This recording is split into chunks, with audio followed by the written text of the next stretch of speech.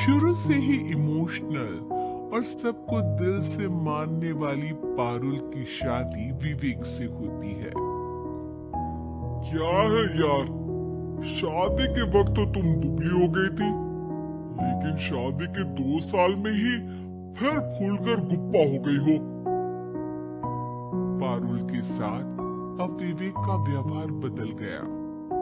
सास ससुर भी बिना बात के ताने देते।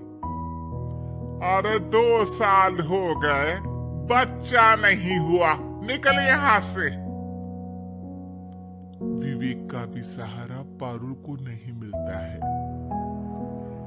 लेकिन जिस विवेक से पारुल को तलाक के एवज में 18 लाख मिले होते हैं, वो पारुल एक दिन, इंस्पेक्टर साहब, मुझे कंप्लेंट लिखवानी है। जी मैडम, क्या हुआ? चीटिंग, एक लड़के ने मेरे 6 लाख रुपए लूटे हैं। पुलिस वाला पारुल को ऊपर से नीचे तक देखता है। मामला क्या है, विस्तार से बताइए। पारुल फिर जो बताना शुरू करती है, उसके बाद इंसानियत से भरोसा उठना लाजमी है। मेरे पति ने मुझे कभी अपनाया ही नहीं। शादी के 3 साल में ही मेरा तलाक हो गया। मैं नहीं चाहती थी कि मैं उनसे एक भी पैसा लूं, लेकिन वकील और मेरे माता पिता ने उनसे 18 लाख की रकम ली। फिर क्या हुआ? क्या वो पैसे उसने वापस ले लिए? नहीं नहीं, उन्होंने तो उसके बाद मुझसे कभी कांटेक्ट भी नहीं किया। फिर किसी डेटिंग साइट से मुझे आनंद नाम का एक लड़का मिला। उसके साथ मुझे लगा कि मैं दोबारा जिंदगी बना सकती हूँ। वो मेरी केयर करता, मेरी छोटी बड़ी चीजों का ख्याल रखता और मेरा साथ देता। अच्छा, क्या उसने तुम्हें शादी करने का झांसा दिया था? हाँ, वो भी तलाकशुदा था। पहले तो उसने मुझसे कहा कि उसकी एक बेटी है, लेकिन फिर पता चला कि उसकी एक नहीं 2 बेटियां हैं। इतना ही नहीं, दिल्ली के एक आम इलाके में वो बीवी और बच्चियों के साथ ही रहता है। तो आपसे इमोशनली फ्रॉड कर उसने पैसे ऐंठे। जी, अब मेरे पास कुछ नहीं है, ना पैसे ना वो। मैं बस किसी भी हालत में अपने पैसे वापस चाहती हूँ, जो मेरे बुरे वक्त में मेरे काम आ सकते हैं। ठीक है।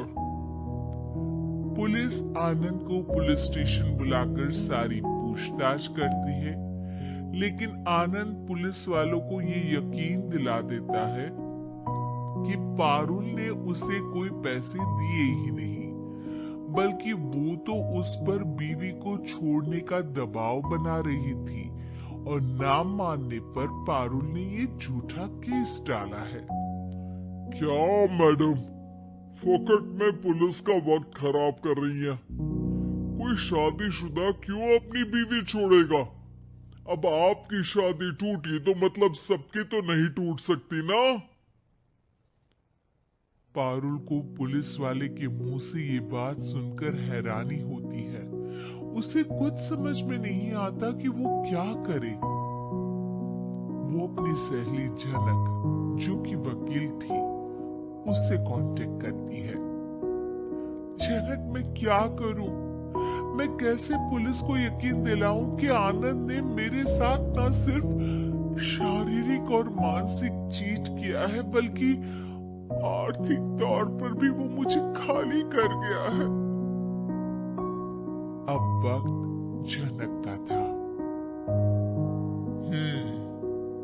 देख पारुल, ऐसे तो किसी को भी बिना सोचे समझे पैसे नहीं देने चाहिए, लेकिन अब जब तूने ये कदम उठा ही लिया है मुझे ये बता, तूने कब कब पैसे दिए और कितने? क्या कहीं कोई सबूत है? पारुल कुछ सोचती है। 3 बार तो बैंक में ट्रांसफर और 2 बार गूगल पे। क्या इन सब के रिकॉर्ड मिल जाएंगे? हाँ हाँ, क्यों नहीं, मैं बैंक से सब निकाल लाऊंगी। अगले दिन पारुल सारी स्टेटमेंट झनक के सामने रखती है और वो व्हाट्सएप की चैट भी दिखाती है, जिसमें कई बार आनंद ने ये बात कबूली थी कि वो उसके पूरे 6 लाख जल्द ही देगा। झनक अब पूरा केस लेकर पुलिस के पास जाती है और मामले को क्राइम एक्ट के तहत पूरे सबूत के साथ दर्ज करा आनंद की गिरफ्तारी की मांग करती है। पुलिस आनंद को लेने जैसे ही उसके घर जाता है, उसका सारा मामला बीवी और बच्चों के सामने खुल जाता है। पुलिस स्टेशन में पारुल को देखकर आनंद भड़क जाता है। ओह, तो बहुत होशियार बन रही हो तुम। ये झनक है ना तुम्हारी बचपन की सहेली? बताऊं सबको तुम्हारे बारे में? सब है मेरे पास, वो फोटो, वो वीडियो, तेरे भाई का नंबर भी है। 6 लाख क्या, अब 1 रुपया भी निकाल कर दिखा दे। वो पुलिस स्टेशन में जोर जोर से चिल्ला रहा था कि तभी पुलिस के एक सीनियर ऑफिसर को गुस्सा आ जाता है। क्यों चिल्ला रहा? अब तो सारे सबूत है तेरे खिलाफ। ऊपर से यहाँ चिल्ला चिल्ला कर तूने खुद को तो गड्ढे में धकेल दिया है। जल्दी बता, लड़की के पैसे लौट आता है या फिर? आनंद डर जाता है। तभी उसकी बीवी और बच्चे पुलिस स्टेशन में आकर पारुल के पैसों का बैग देते हैं। मेरे पति को माफ कर दीजिए, प्लीज उन्हें पुलिस से बचा लीजिए। मेरे छोटे बच्चे हैं, ये कैसे रहेंगे? इसी वीडियो देखने के लिए प्लीज हमारा चैनल सब्सक्राइब करें, लाइक करें और शेयर जरूर करें। धन्यवाद। कि इमोशनल होकर किसी को भी अपना पैसा नहीं देना चाहिए। झूठ बोलकर रिश्ते कभी ना बनते हैं और ना ही निभते।